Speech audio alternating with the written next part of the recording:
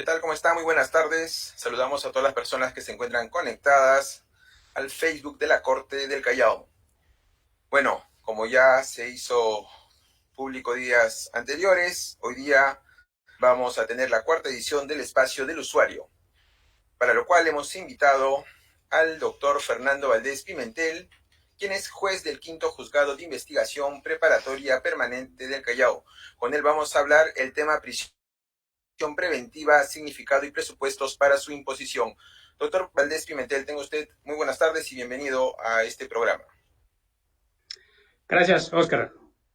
Primero, gracias por la invitación y segundo, también un saludo a los seguidores de la Corte Superior de Justicia del Callao que siguen vía Facebook, vía Zoom y otras redes sociales. Así es, doctor. Muy bien. Antes de empezar, recordarles que ustedes también pueden participar de esta entrevista que se va a realizar sobre el tema prisión preventiva a través de los comentarios del Facebook. Y vamos a pedirle a nuestro invitado también, por favor, que nos responda de la manera más clara posible, porque este mensaje va para esas personas usuarias las cuales están pasando quizás por este tipo de procedimiento. Así que bueno, vamos a ir al grano y vamos a empezar con la primera pregunta, ¿no? Un poco para iniciar este tema, yo creo que sería conveniente, doctor, que nos haga a detalle qué rol es el que cumple el operador de justicia en cada institución. ¿Cuál es el trabajo que realiza el operador de justicia dentro de un proceso penal? Antes de responderte la pregunta, debo indicar que primero felicitar a la Corte por brindar este servicio al usuario, ¿no? Usualmente los servidores que estamos en el mundo jurídico, llámese abogados, fiscales, jueces, tenemos un lenguaje muy exquisito, muy técnico, muchas veces que no se entiende al usuario, que es quien es finalmente, quien sufre el día a día la, las consecuencias directas de un proceso penal, ¿no? Por ejemplo, ya puede ser un familiar, puede ser el mismo procesado, el mismo investigado, que hablan de prisión preventiva, juegan con su libertad, se trata de su libertad, sin embargo no conoce en términos accesibles a su lenguaje en qué consiste esta medida coercitiva. Yendo a tu pregunta, dentro del proceso penal son tres los sujetos a procesar. Uno de ellos, el primero, es la Fiscalía. El Ministerio Público es la parte procesal legitimada para solicitar, luego de haber realizado una investigación, luego de considerar que existen los mecanismos o los requisitos para detener a una persona, pues solicita al Poder Judicial. El otro de ellos es, naturalmente, el imputado, es decir, la persona que es investigada y que va a sufrir la privación de su libertad. Aunque últimamente también se está indicando que hay otro sujeto también que se debe considerar que es el agraviado, es decir, aquella persona que ha sufrido las consecuencias del delito. También es una parte importante dentro del proceso penal. Y claro, y definitivamente el otro actor del proceso es el Poder Judicial, el juez.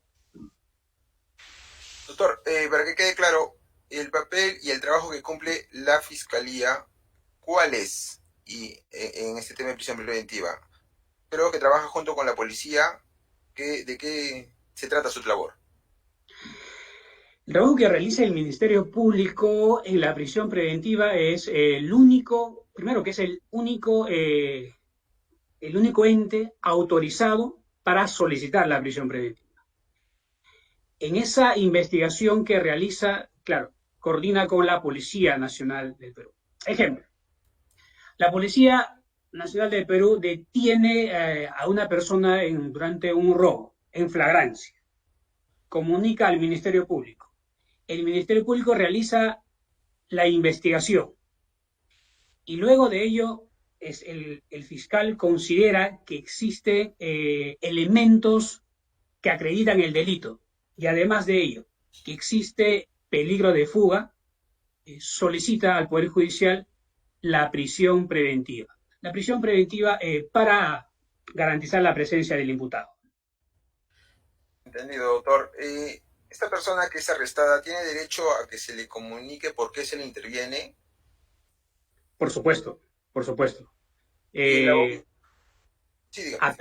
Apenas esta persona es detenida, aparece un escudo protector, que es conocido en el derecho como el derecho de defensa.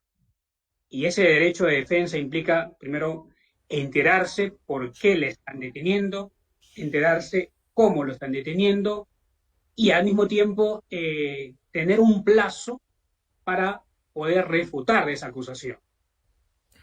Doctor, ¿el abogado puede ser de libre elección para esta persona detenida? O quizás nos pueda hablar un poco más sobre lo que significa la defensa eficaz. Esa es la regla. La regla es que el imputado, como parte de ese derecho de defensa, pueda tener un defensor, una defensa técnica jurídica y esa libre elección. El abogado lo que va a realizar es, primero, también investigar. Así como el fiscal investiga para imputar o para acusar, el abogado debe investigar para defender. Y consiste pues su trabajo en asesorar ya dentro del mundo jurídico, ver la mejor alternativa para que esta persona pueda afrontar el proceso. Ahora, la presencia del abogado no basta con que esté en el lugar de los hechos o que esté acompañando al detenido, sino implica que debe realizar un trabajo responsable. A eso se llama defensa eficaz, es decir, que no basta la presencia física del abogado, sino que esa presencia implique un trabajo de defensa, ¿no? Implique que haya realizado trabajo, que haya realizado una investigación y esté tan capacitado para poder afrontar y para poder responder al Ministerio Público. Doctor, ¿cuáles son las formas procesales que una persona puede afrontar en un proceso penal? Un proceso penal puede ser afrontado bajo tres perspectivas. La primera se le llama comparecencia simple, es decir, la persona no tiene ninguna obligación más que concurrir a las citaciones de la Fiscalía o del Poder Judicial.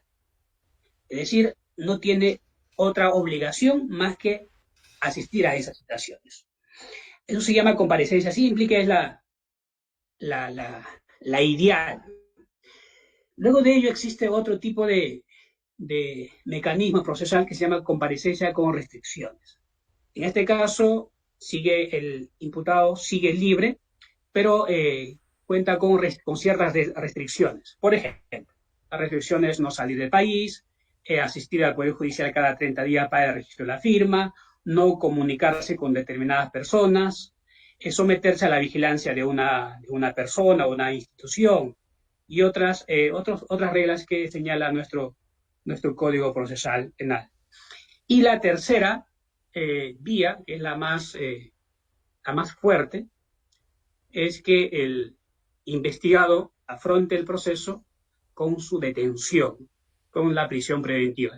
Es decir, que afronte el proceso penal estando en un penal, que es la vía más grave y la excepcional. Doctor, entrando de lleno al tema, háblenos un poco sobre los presupuestos de la prisión preventiva, por favor, de la manera más clara y sencilla que se pueda. Según nuestra Corte Suprema, que han interpretado el artículo 268 del Código Procesal Penal, señala que son 5 los presupuestos, ¿no? El primero es que exista, primero, graves y fundados elementos, primero del hecho delictivo, ¿no? Y segundo es que exista también elementos de investigación o elementos de convicción que relacionen al hecho con la persona investigada. Es decir, y estos elementos que vinculan deben ser fundados. Es decir, no basta sospechas, no basta de meras conjeturas, sino que estos deben tener una corroboración durante los actos de investigación. Debe haber alta probabilidad.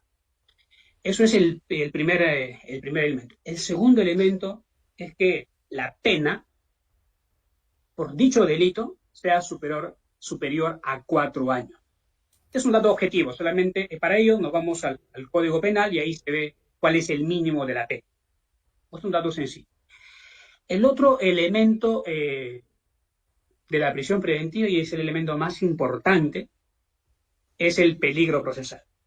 El peligro procesal se expresa en dos vertientes, tanto en el peligro de fuga como en el peligro de obstaculización. ¿En qué consiste este peligro de fuga? Es cuando a través de elementos se pueda observar que el investigado se va a fugar. Es decir, no va a permanecer en el lugar donde reside para poder afrontar el proceso penal.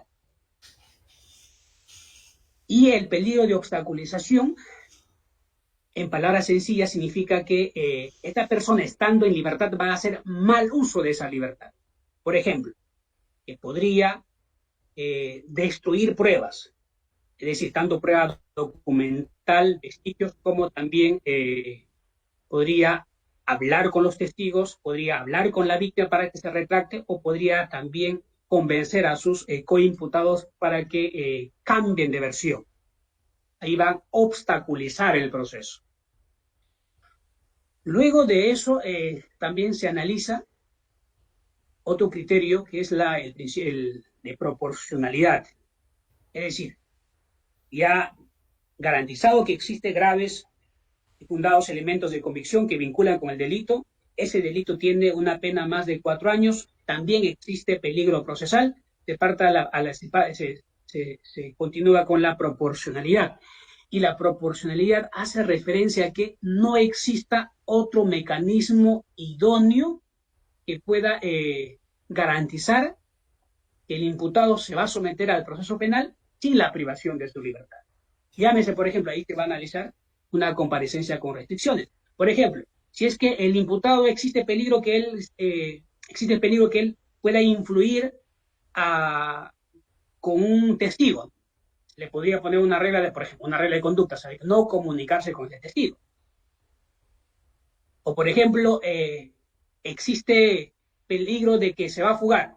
Se podría poner, por ejemplo, una regla de conducta, no salir del país, mediante el cual ya estamos garantizando la presencia del imputado en el proceso penal sin privarle de su libertad.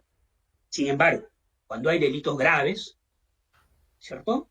Y de por medio probablemente haya una organización criminal, pues la comparecencia con restricciones no es suficiente. En consecuencia, se tiene que privar de la libertad. Entonces ahí se hace una ponderación entre la libertad y la presencia del imputado al proceso. Y como último criterio, último requisito, es la duración de la medida. Es decir, cuánto tiempo esta persona va a estar en un penal. 1 mes, 2 meses, 3 meses, 4 meses, 1 año, 2 años. ¿Y bajo qué criterio? Ahí se va a analizar primero la complejidad del delito, el número de imputados, el número de diligencias que tiene que realizar el Ministerio Público. Y en función de ello, se establece el tiempo que va a durar la prisión preventiva. En términos resumidos, esos son los presupuestos. Doctor, en ese contexto, ¿cuáles serían entonces los plazos mínimos y máximos de la prisión preventiva? Nuestro Código Procesal Penal establece plazos máximos. No establece plazo mínimo, pero el plazo máximo, ¿no? El plazo máximo, y se diferencia también en 3 categorías. Una primera categoría se llama procesos simples. Una segunda clase son los procesos complejos. y el tercer grupo es la organización criminal. Para el primer, grupo, establece que el plazo máximo son 9 meses. Para el segundo, la segunda clase, son 18 meses. Y para la tercera clase, 36 meses. Son plazos máximos, ¿no? No implica que necesariamente se tiene que imponer estos plazos, sino en función a la complejidad del caso se puede imponer, por ejemplo, si es un delito simple, si bien el plazo máximo dice 9, se puede poner 4 o 5. Doctor, en la sociedad se ve un poco de confusión. ¿En qué? En el sentido de que piensan que la prisión preventiva es una sentencia. ¿Usted podría explicar si esto es lo mismo? Sí, pues sobre todo los medios de comunicación señalan, por ejemplo, se ha sentenciado a 5 meses de prisión preventiva. Hablando con precisión en el mundo jurídico no es lo correcto. Una prisión preventiva no es una sentencia. La prisión preventiva tiene dos objetivos. El primer objetivo es garantizar la presencia del investigado durante el proceso y el segundo es garantizar la ejecución de la sanción penal. Es temporal, es estrictamente mientras dure el proceso. De ahí que se hable de su provisionalidad. Es mientras dure el proceso. Mientras dure el proceso, se impone una prisión preventiva. Ahora, cuando termina un proceso, se emite una resolución de forma que ya se pronuncia sobre el fondo. A esto se llama sentencia. La sentencia ya es una condena.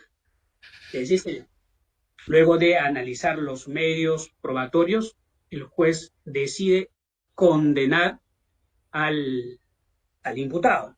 Entonces, ahí se llama sentencia. Y ahí que cuando se dice sentenció, sentenció con una prisión preventiva no sería lo correcto. Lo ideal sería que se dictó, que se impuso, que se estableció, ¿no? 5, 6 o 7 meses de prisión preventiva.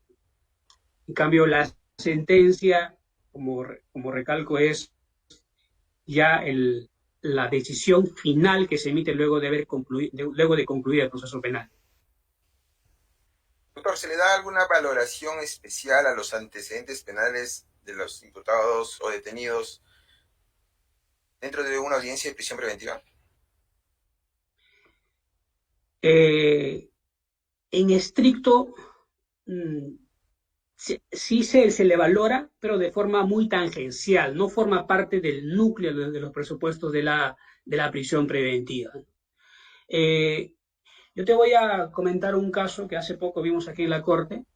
Era por maltrato de una pareja de esposos y había pues un maltrato constante del hombre hacia la mujer.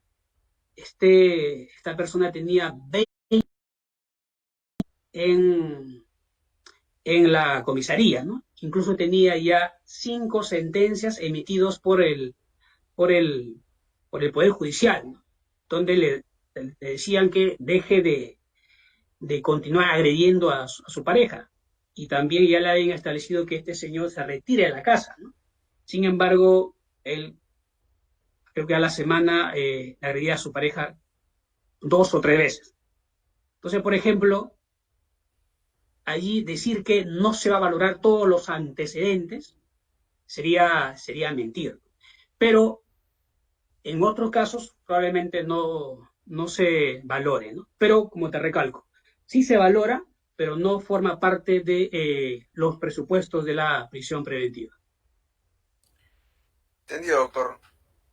Bien, antes de continuar con la conversación con el doctor Fernando Valdés, les recordamos de que ustedes pueden también participar a través de los comentarios en las casillas de Facebook. Estamos recibiendo ya algunas preguntas, las cuales en su momento vamos a transmitirlas al doctor.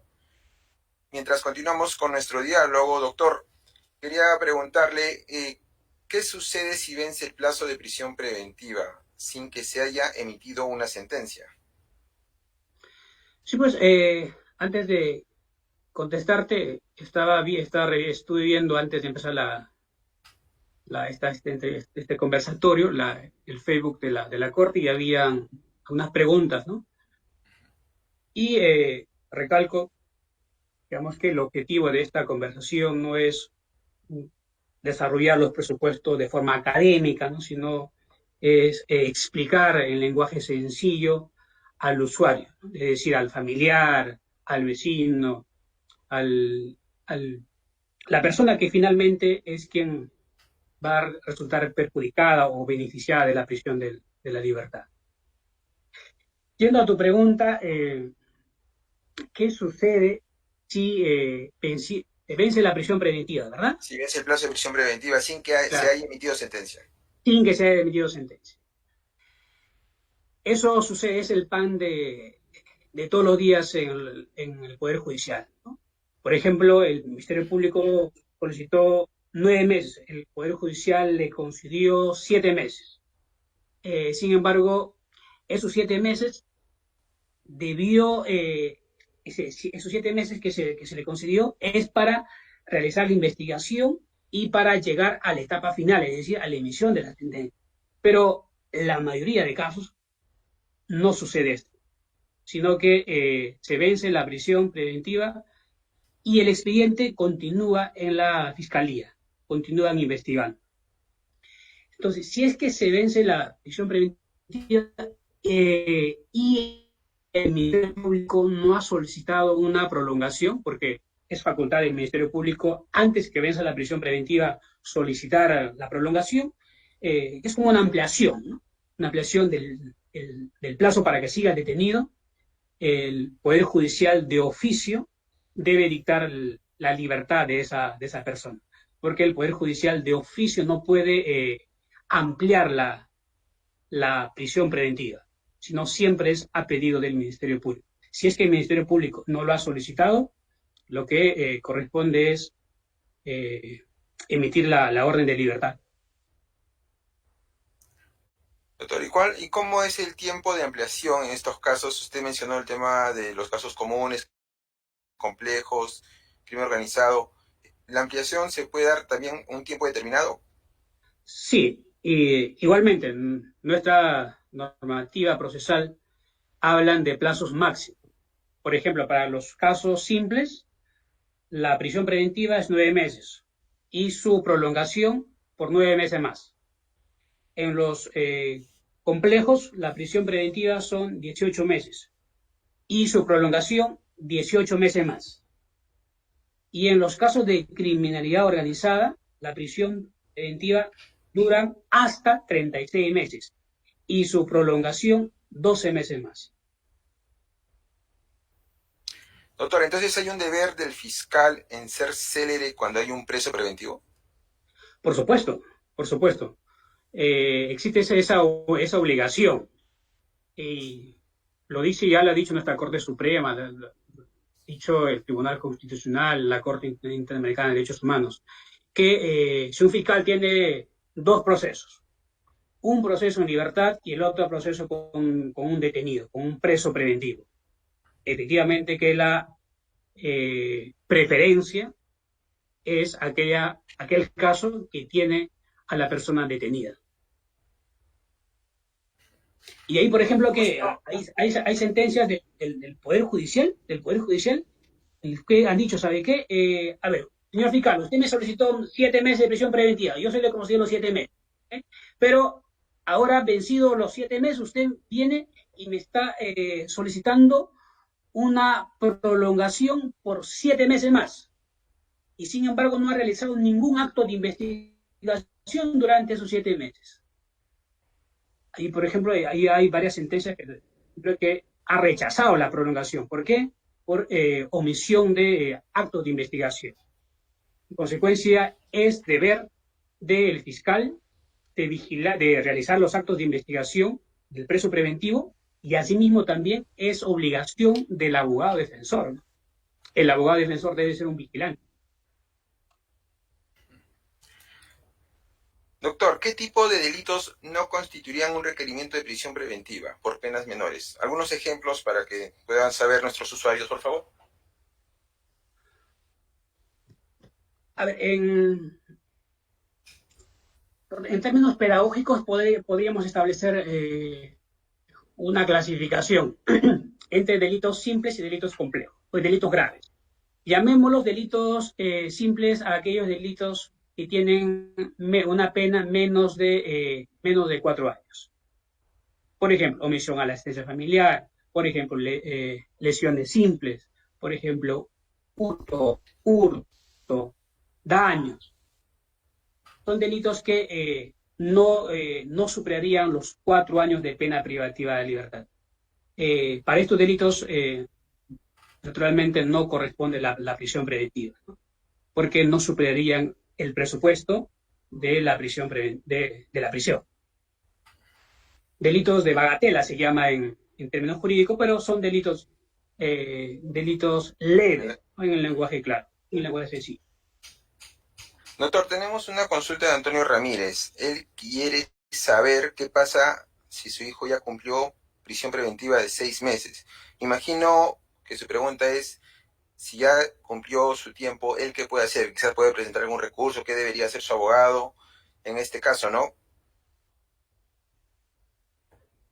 Claro, eso es lo que contestamos anteriormente cuando preguntaste qué sucede si ha vencido la prisión preventiva y no se sabe.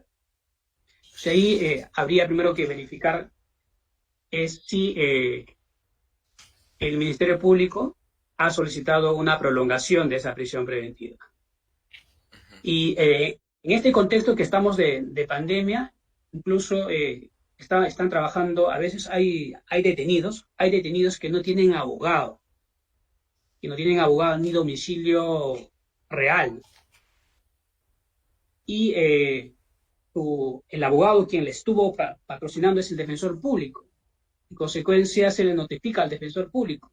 Y hay muchos casos que el detenido, y en este contexto de pandemia, pues los penales han puesto ciertas restricciones, ¿no? Se lleva a cabo la audiencia solamente con el abogado defensor, con el defensor público. Y el preso no se entera de que se le ha prolongado la prisión preventiva. Hay muchos casos de eso. Cuidado, no vaya a ser el caso. Pero lo que correspondería es que averigüe, vaya a poder judicial al juzgado, si es que han prolongado su prisión. En el supuesto que no lo sea, debería pedir al juez que obtenga su libertad. Es una libertad inmediata. O sea, vencido el plazo de prisión preventiva, sin que se haya emitido una resolución prolongando la misma, lo que corresponde es la libertad bajo responsabilidad. Doctor, ¿esta acción tiene algo que ver, tiene alguna relación con lo que se llama sobreseimiento? Que es un término un poco confuso, quizás que los usuarios no puedan comprender.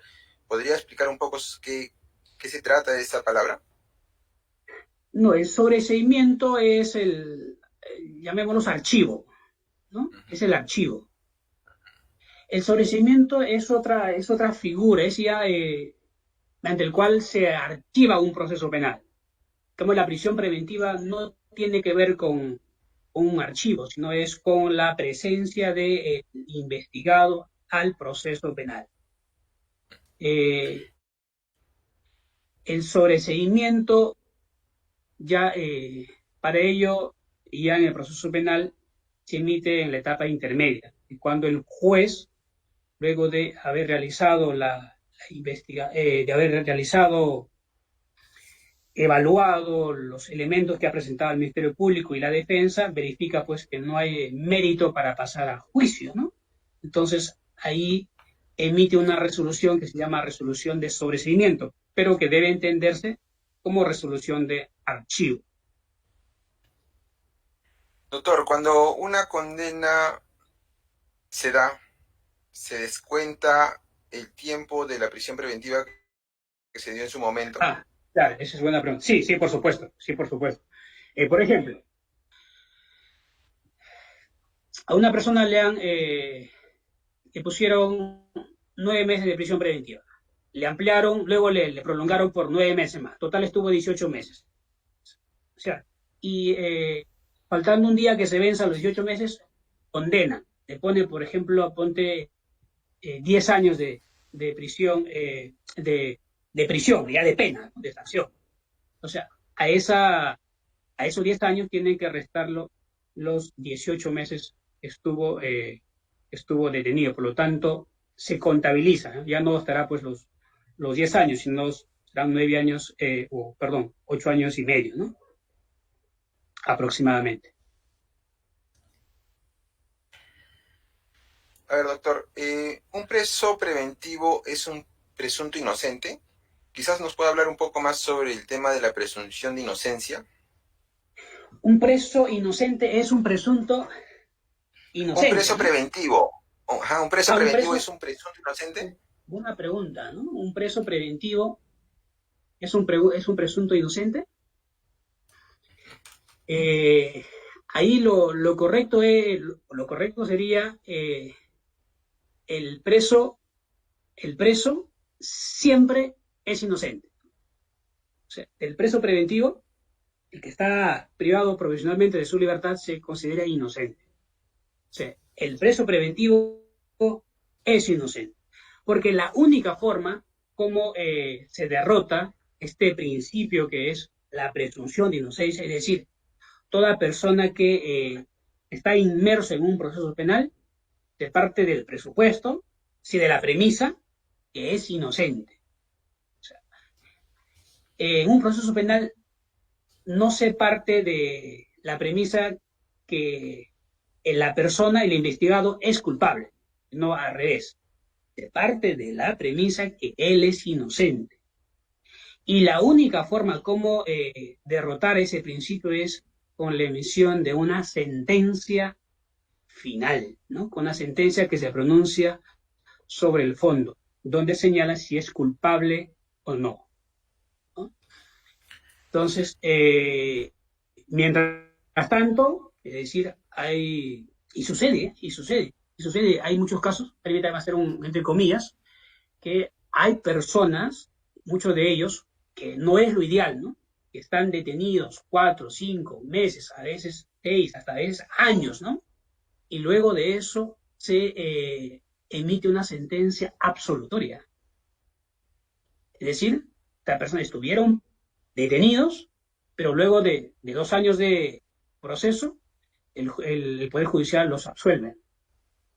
Por ejemplo, estas personas siempre, bueno, es un ejemplo que siempre fueron inocentes. Así es. Doctor, hablando de este tema, se ve mucho en los medios de comunicación, así como en los canales, que se presentan a las personas cuerpo completo, sobre todo el rostro. Esto vulnera el derecho de presunción de inocencia. ¿Qué podría hacer esa persona que se ve afectada para poder hacer valer su derecho? Porque, bueno, se difunde demasiado, ¿no? El rostro, y como usted acaba de decir, no tiene una sentencia, no se ha detectado de que él es culpable de algún delito. Sí, pues, esto es nuestra realidad que aqueja el día a día, ¿no? Se ve, sobre todo en los noticieros, ¿no? Personas que han sido detenidas y puestas con este chaleco, ¿no? Detenido, eh, homicidio, droga, ¿no? Entonces, sí, pues se infringe este principio que es de presunción de inocencia, ¿no? Porque debemos indicar que al fin y al cabo, esta persona, sea culpable o no, es un ser humano siente, es un ser humano que sufre, y no solamente está él, sino también existen familiares. Ya nuestra Corte Suprema y también el Tribunal Constitucional han señalado pues que presentar a la prensa a una persona con un chaleco de detenido no está bien, no es lo correcto. Incluso estas personas que lo hacen, estos funcionarios que lo hacen, incurrirían en responsabilidad funcional. No es lo ideal, no es lo correcto, ¿no? Ok, doctor. Si no es lo correcto, ¿cómo ellos podrían hacer valer su derecho, ¿no? De inocencia? Ya, ¿cómo proteger? Para esto había, pues, es una falta administrativa, ¿no? Habría que quejarse ante el superior de este funcionario que lo hace, ¿no? Eh, Debido a que, y sucede, como te decía, hay muchos casos que una persona, por ejemplo, es detenida y es expuesta a los medios de comunicaciones y lo van a fotografiar y empieza a publicitarse por las redes sociales, ¿no? Es decir, esta persona con ese chaleco, pero pasa 5 o 6 meses, se archiva el proceso. Sin embargo, ya no se publicita con la misma dimensión, ¿no? Es decir, ya los medios de comunicación, las redes sociales no hacen énfasis sobre la absolución. Y en consecuencia, si tú pones el nombre en Google, seguro que va a aparecer esta persona con el chaleco de detenido, pero en ningún momento va a aparecer 6 meses después esa sentencia donde le absuelven, el mismo que le causa naturalmente un perjuicio profesional y también laboral, ¿no? Porque hoy creo que es fácilmente pues escribir algo en un nombre en Google y ver el historial. ¿Y cuál podría ser el castigo o la sanción para estas personas, ¿no?, que difunden los rostros? Hay, son faltas administrativas, incluso pues amonestación hasta destitución, ¿no?, de este funcionario. Correcto, doctor. Doctor, ¿dar una prisión preventiva podría significarse una alta probabilidad de dictarse una sentencia condenatoria? Así debería ser. Es decir, se debería partir que el preso preventivo va a ser condenado. Solo en ese sentido tiene justificación la prisión preventiva. De ahí que se exija una gran valoración al momento de imponer. Por eso se dice que solamente se impone la prisión preventiva cuando existen graves y fundados elementos o actos de investigación o elementos de convicción que te hagan ir más allá de una probabilidad de que esta persona va a ser condenada. Para que no suceda lo que ya conversábamos, de que una persona que está 5 o 6 meses preso y después se archiva su caso, ¿no? Que no es lo recomendable, sino lo recomendable es que que el preso preventivo debe ser condenado. Luego de 4 o 5 meses o un año, debe existir una sentencia condenatoria. Eso es lo ideal. Doctor, ¿en qué casos entonces una prisión preventiva podría variarse a una comparecencia? ¿Existe la posibilidad? Claro, sí, y eso siempre se hace, ¿no? Siempre se hace, por ejemplo, se tiene, sobre todo los funcionarios que han tenido un cargo político, un alto cargo político en el Estado, ¿no? Estuvieron presos y ahora están con arresto domiciliario o se ha variado por una comparecencia con restricciones. Eso tiene explicación y la explicación es que la prisión preventiva responde a un presupuesto. Por ejemplo, hay peligro procesal. En ese momento que se impuso, se estableció que había peligro de fuga. O, por ejemplo, para hacerlo un ejemplo más sencillo, a ver, se impuso prisión preventiva porque existía fundado temor de que esta persona en libertad coaccionaría al testigo para que no declare. Sin embargo, ya la fiscalía tomó la declaración de este testigo, por lo tanto ese peligro desaparece. Ya existe un nuevo supuesto. En consecuencia, se debería, claro, parear la prisión preventiva. Actualmente, por ejemplo, por este tema de pandemia, de la COVID, hay muchos presos preventivos que han obtenido su libertad, porque hay una política del gobierno de quitar el hacinamiento carcelario debido a la palpitante peligro de contagio en los penales, ¿no? Por ejemplo, que ha establecido ya varias normas, el cual, de delitos leves, está variando la prisión preventiva por una medida menos lesiva, que es la comparecencia con restricciones. Sí, justo a ese punto vamos a llegar casi al final de la entrevista, doctor, para que pueda un poco más ampliarnos esa visión del tema que acaba de tocar. Tenemos una pregunta de Suel Montel. Ella, bueno, parece que es un caso mediático, pero pregunta, en prisión preventiva, la persona imputada, cargo homicidio, dice que aventó al mar estando en el muelle del Callao. ¿Tiene derecho a guardar silencio a pesar que el cuerpo del agraviado en 2 meses no aparece aún y en 2 meses no se ha averiguado más? ¿Este sujeto podría salir en libertad? No, como una muestra de ese derecho de defensa es que el investigado no se le obliga a declarar. Él puede declarar cuando quiera y como lo quiera, ¿no? El Estado no le puede obligar a través de algún mecanismo, llámese violencia o persuasión, para que sacarle o narre cómo fueron los hechos. Entonces, de ahí que puede estar 1 año o 2 años, o lo que dure la prisión preventiva y no dar ningún detalle, ¿no? Entonces ya corresponde al Ministerio Público de solicitar la prolongación de esa prisión preventiva y ya dependerá de los factores y finalmente de la decisión del juez. Entendido, doctor. Doctor, la prisión preventiva abarca las etapas de investigación preparatoria, intermedia y juzgamiento. ¿Cómo se maneja en caso de flagrancia? Un proceso inmediato. Claro, la prisión preventiva responde a los mismos presupuestos, sea proceso inmediato o sea un proceso común. Naturalmente, el proceso inmediato, el periodo que dura tanto la, la pequeña etapa intermedia y el juzgamiento son más cortos, ¿no? Por ejemplo, en un proceso común, probablemente un preso preventivo esté por meses o por años. En cambio, en un proceso inmediato, lo correcto sería pues que esté detenido un preso 1 mes o 2 meses como tope, ¿no? Porque luego de ello ya se emite la sentencia. Es la misma exigencia, pero hay una diferencia en los plazos.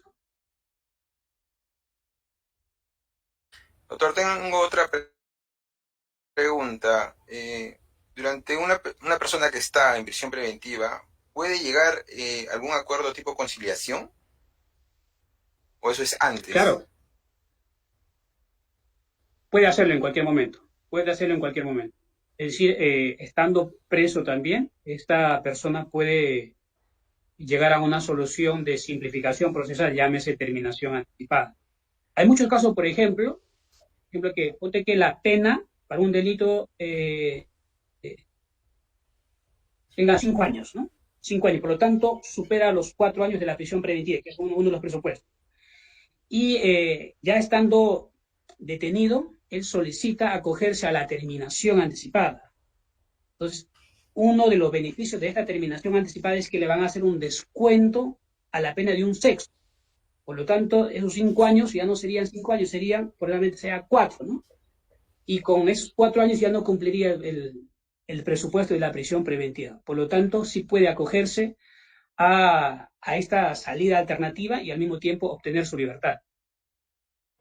Si es posible. Perfecto, doctor. Doctor, ¿existe alguna modificación de los presupuestos de la prisión preventiva en el contexto del COVID-19? No existe ninguna modificación. Lo que sí se ha sumado un criterio más para evaluar, que es la vulnerabilidad de estas personas hacia el contagio del COVID, ¿no? Por ejemplo, antes de la expansión de esta pandemia, había muchas personas que estaban con TBC en los penales, había muchas personas que estaban, por ejemplo, de VIH o cualquier enfermedad crónica, ¿no? Pero estas enfermedades, según la Organización Mundial de la Salud, son enfermedades con alta vulnerabilidad al COVID. De ahí, por ejemplo, que el gobierno haya dispuesto que en Estas personas que sufren estas enfermedades pueda variarse, claro, evaluando el caso en concreto, pueda variarse la prisión preventiva por una comparecencia con restricción. Es un criterio más que actualmente de forma excepcional se está considerando, pero los presupuestos de la prisión preventiva no han variado, se mantienen. Tenemos una consulta de Catarina Atenas. A ver, es un lenguaje un poco técnico, pero ahí se lo digo. ¿Se puede denunciar por usurpación agravada a un excónyuge si este es predio corresponde a una sociedad de gananciales y además la minuta, los recibos de luz y agua y el autovalúo están a nombre solo del excónyuge? ¿Y qué pasaría si el fiscal exige a la supuesta agraviada que entregue y compruebe que es su domicilio y la denunciante ha mentido? Y todo por querer perjudicar al excónyuge.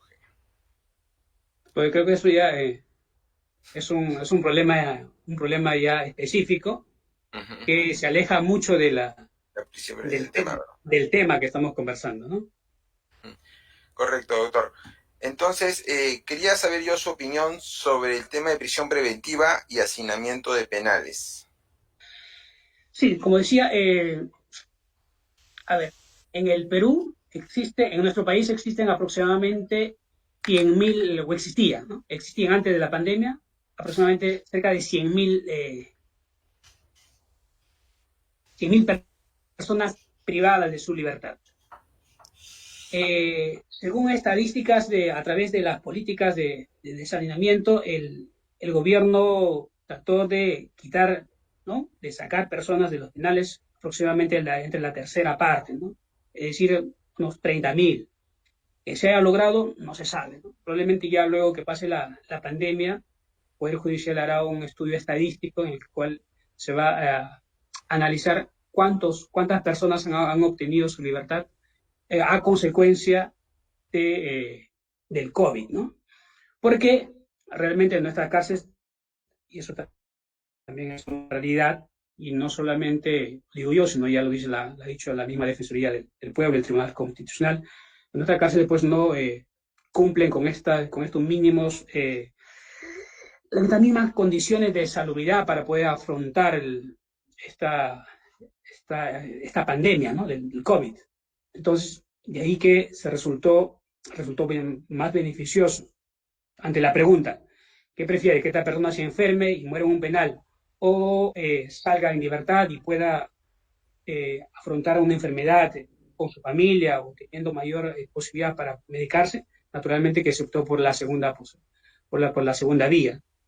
Y así hay muchas personas que están libres, podríamos decir, gracias o como consecuencia de esta pandemia. Sobre todo los enfermos vulnerables y también las personas mayores. Incluso a través de habeas corpus se ha ordenado libertad de personas. Doctor, tenemos una consulta más de Alexander. ¿En qué términos una persona puede llevar una prisión preventiva suspendida como arresto domiciliario? Serían, ¿cuáles son los presupuestos para variar la prisión preventiva por un arresto domiciliario? Igual, siendo 5 los presupuestos de la prisión preventiva, lo que tiene que hacer el abogado defensor es analizar que no se cumplan o demostrar que no se cumplan uno de esos presupuestos, ¿no? Y alguno de esos presupuestos, es decir, los graves y fundados elementos de convicción, el peligro procesal, han disminuido o han variado, entonces lo que correspondería sería que el juez emita una decisión variando la prisión por una comparecencia. Como te recalco, en este contexto, por ejemplo, si es una persona mayor de 65 años y sufre alguna enfermedad, lo más probable es que se le varíe la prisión por comparecencia. Doctor, ya para ir acabando porque la hora nos está ganando también, ¿qué recomendaría a una persona que se encuentra inmerso en un proceso penal para que no se le imponga la prisión preventiva? Quizás como abogado, ¿no? Porque los jueces no tienen... Exacto. o para el Sí, abogado o para el familiar o finalmente para el mismo investigado, ¿no? Porque la regla común es que si yo estoy siendo investigado, la psicología del humano es huir, ¿no? Es ausentarse, correrse, esconderse. Pero en este caso de la prisión preventiva, si hace ello es justamente le está dando razones a la prisión preventiva. Por ejemplo, y supongamos que Oscar, tú eres el investigado, ¿no? Por un delito X y te cita el Ministerio Público para que vayas a dar tu declaración. No vas, ¿cierto? En eso tú tratas de borrar, porque es lo normal que una persona trate de borrar las huellas de su delito, ¿no? Por ejemplo, hablas con el único testigo para que no vaya a declarar, o lo coaccionas, o le quieres comprar, ¿no? O darle alguna contraprestación para que cambie de versión, ¿no? Porque lo que estás haciendo es directamente defenderte. O, por ejemplo, la fiscalía está investigando y descubre que tú has comprado un vuelo para salir del país.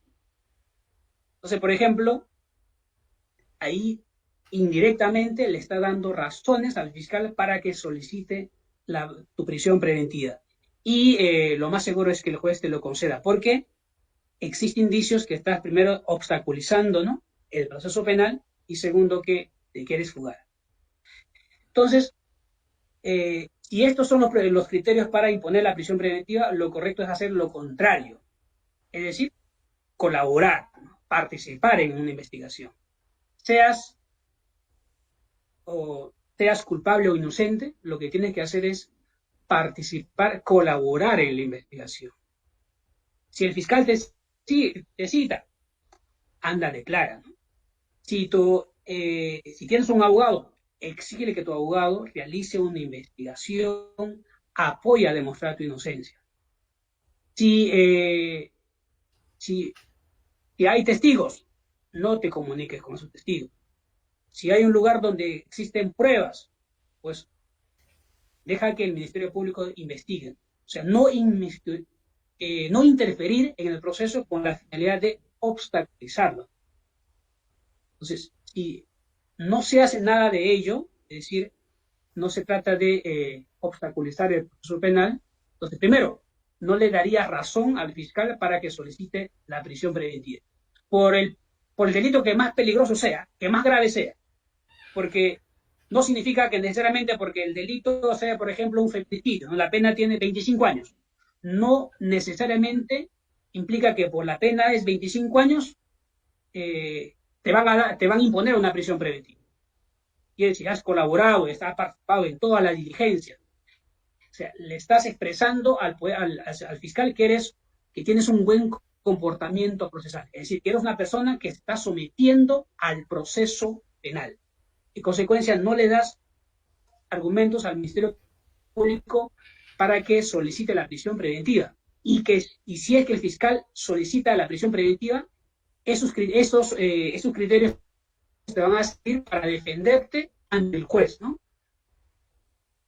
Para decir, ok, señor juez, fíjese, a mí me están investigando por este delito, ya hace, no sé, hace un año, pero yo he participado en todas las diligencias. Soy un investigado con buena conducta procesal. En ningún momento he querido, primero, fugarme, segundo, obstaculizar o hacer cualquier cosa para que no se llegue a la verdad. Entonces, le vas a contradecir al fiscal y lo más probable es que el juez verifique efectivamente que tienes un buen comportamiento procesal, ¿no? Y en consecuencia, no te imponga la prisión preventiva. Entonces, en resumen, te podría decir es colaborar con el proceso penal. Colaborar, que no significa obstaculizar. Así es. Doctor, ¿y cómo es el tratamiento con las personas no habidas? Esas personas que llaman reo contumaz, yo he visto que le dan prisiones preventivas, pero no se encuentran, ¿no? Y transmiten o trasladan la orden de captura. ¿Tienen una sanción adicional estas personas? No, por ejemplo, si es que una persona sabe de un proceso penal y después se da la fuga, o sea, no participa, efectivamente ahí le van a dar prisión preventiva. Y lo que se va a hacer es que declarar primero fundada la prisión preventiva y ordenar su ubicación y captura.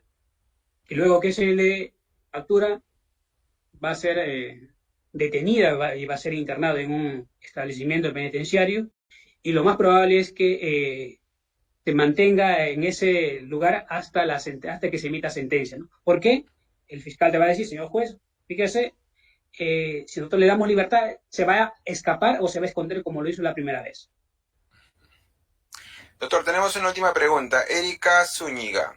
¿Se puede dar prisión preventiva solo con las declaraciones de 2 testigos de oídas protegidos, aun si esta persona no tiene antecedentes penales, antecedentes judiciales y tiene arraigo familiar, laboral y domiciliario, no se le allanaron drogas, no armas, no dinero? ¿Se puede dar prisión preventiva solo con los 2 testigos?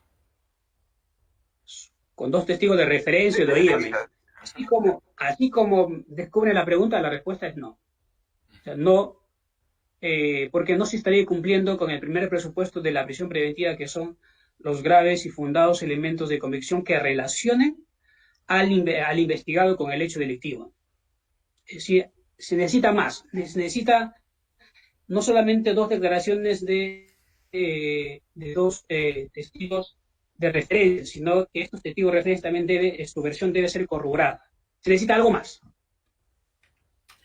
Perfecto, doctor, ha sido muy con nosotros el día de hoy. Le agradecemos por su tiempo, por participar en el espacio del usuario y esperamos próximamente también pueda seguir apoyándonos en poco aclarar temas que para nuestros usuarios son difíciles de entender.